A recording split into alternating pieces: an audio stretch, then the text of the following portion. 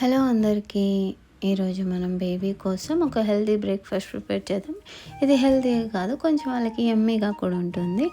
ఇందులో మనం పచ్చి కొబ్బరి, నువ్వులు, కొద్దిగా సాల్ట్, కరిగించిన బెల్లము స్వీట్నెస్ కోసం అనమాట. వాళ్ళకి టేస్టీగా పెట్టాలంటే ఇది ఒకటే ఆప్షన్. సో ఇక్కడ కొద్దిగా నెయ్యి కరిగించి దాన్ని కూడా వేసుకోవచ్చు.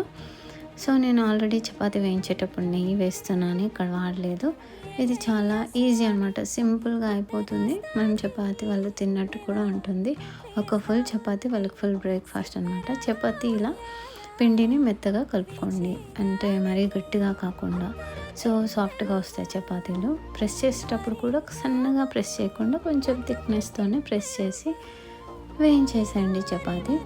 పైన నెయ్యిని రుద్దేయడమే.